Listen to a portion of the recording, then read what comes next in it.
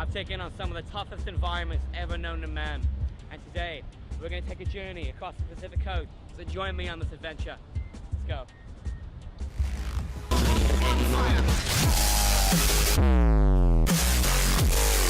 of Doritos.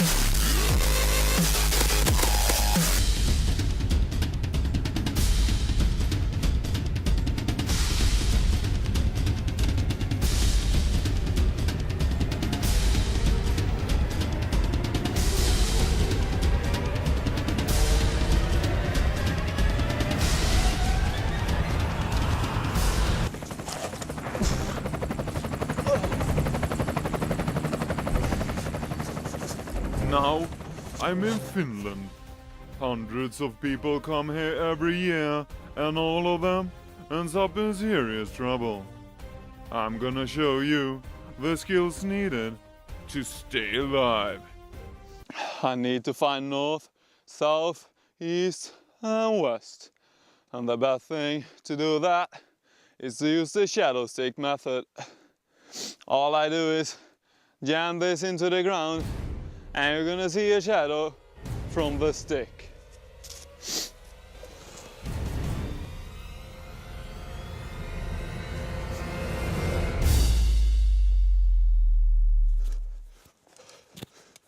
This landscape is freezing cold. All I got with me is a water bottle, a spoon, and a flint. This is a banana tree, and the best way to climb this is to use a ladder.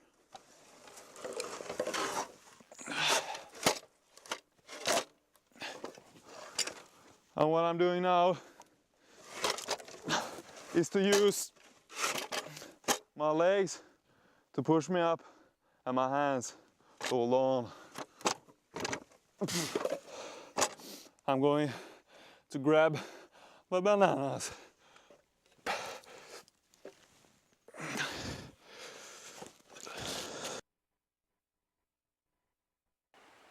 Hey there guys, John here, and as you can see I am out in the woods today, and I wanted to take the opportunity while I was out here to do a quick video on something that I've been wanting to discuss for quite some time now, and that involves a person actually lost in the woods, and what I consider to be one of the most important yet highly underrated survival tricks that you could know.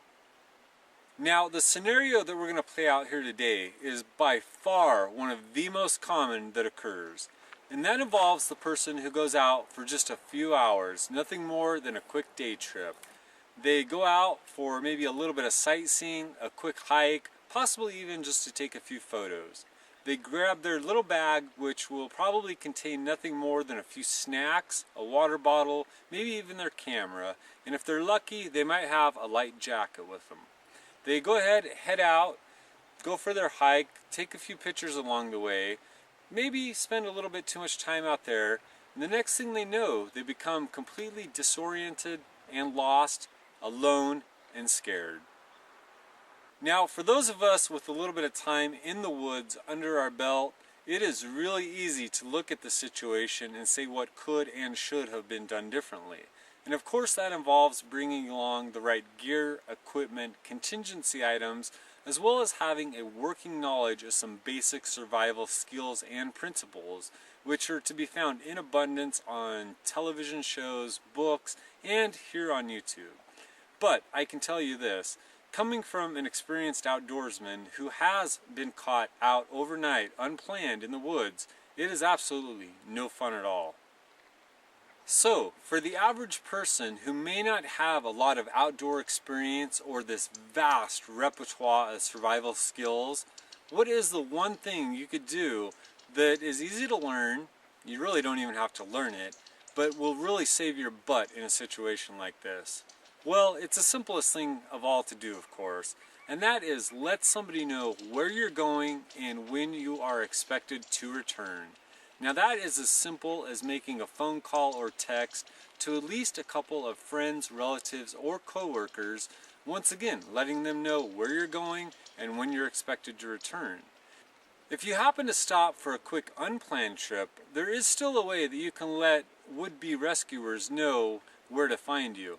And that is by jotting down a simple note which you can leave in your glove compartment or somewhere else that's not highly visible in your car, that is going to alert those rescuers to your location, let them know that you're in trouble, allowing them to find you much faster and hopefully reducing your ordeal to a matter of hours rather than days. Well guys, I know this has not been the most exciting survival tip in the world, but it is an important one, and one that really will save your life and shorten that time that you will be in the outdoors in a survival situation. Go. No food. No water. No camera crew. No transportation.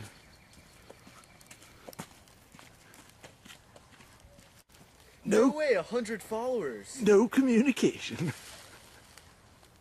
In the woods. No brains. Surviving. Survival man. Out in the woods in the wilderness, by myself and a partner? Damn right I can. I feel like I have the skills to keep going, you know? I can do this. God on my side. Hey! Hi, are you Sabrina the Teenage Witch? You've aged not too well. Chip! It's me! Your brother! Hey! Marshall! Oh my! That was pretty crazy. Chip was out here. I didn't think I'd see him, of all people, you know? Me and him pretty big falling out before, and now we're together. It's like a destination, you know what I mean? Why'd they put you on this show? I don't know. I'm writing a survival guidebook. Maybe that's why. This is a way for me to promote it. The 5 Key Building Easy Guide Steps by Marshall Beaudry. I brought my Danny Trejo. Machete! But it's a toy. What other one item? Marshall has already broken several rules of the show, the least of which is the amount of items he has brought for the survival challenge. Marshall, you can't survive with... Relax, Chip. I was really hoping that you were Sabrina the Teenage Witch. Even with the two brothers not having seen each other in over a year and a half, they immediately display an astonishing lack of coordination, communication, and direction. If they plan to survive long in the Alaskan wilderness, they'll need to find shelter, food, and a clean water source. So we gotta find some shelter, right? I'm thinking big trees, a canopy, hot tub. Chip over there has his own ideas of what a shelter is. He's never even seen a shelter in his life. He lived in a shelter home. Doesn't mean he knows anything about shelters. This could be shelter for us. We can sleep here. Marsha, this is nice. This is real nice. When your car has been crashed and you're stuck in the Alaskan wilderness, you need to be sure to check how much daylight you have. As you can see, he has approximately 5 hours of daylight left. Let's keep going. When there's no one around for miles and there's no form of transportation, you must adapt to learn how to survive in this wild wilderness. It's important that you get the skin off of a wild animal before you eat it, as the skin can harness very deadly chemicals. Let's watch as he skins this wild animal and then tenderizes it with his amazing hammer.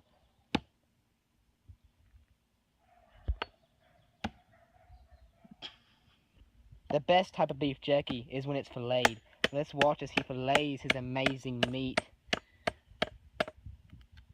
After he has prepared his meal, it's important to ration it for the long trip ahead. Let's watch as he carefully rations his meal for himself.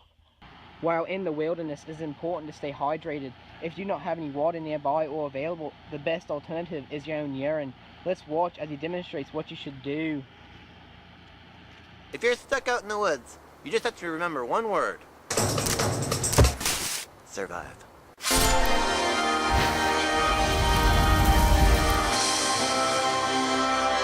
If you're gonna survive out in the wild, you've got to find something to eat.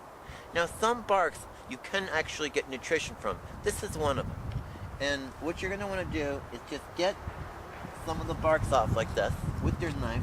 Hopefully you have a better knife than this. Okay, I've cut myself. Mom! For crying out loud, what did you do? Oh, God. What did you do? It's pretty serious. What? There's nothing wrong with it, Craig. There's layers. Craig. There's layers before it starts bleeding. No. Get me inside. Get me in the bathroom. Get Oh, for crying out. Get over here. Let me clean it out. I can't see that. Stop acting like a... Stop it. The water is too hot. Oh, don't be ridiculous. Now you're burning me I'm with the cleaning water.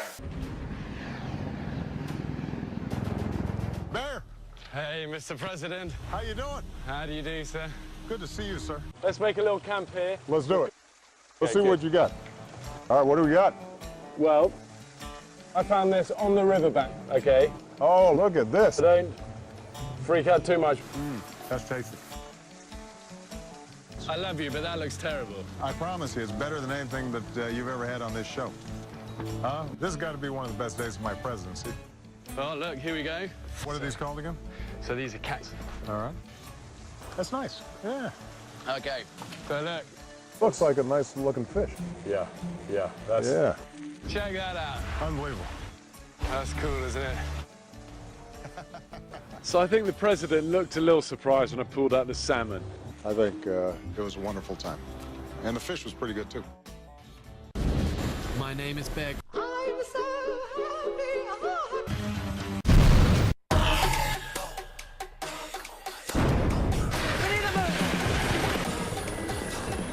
Pilot's gonna take me out to sea and ditch.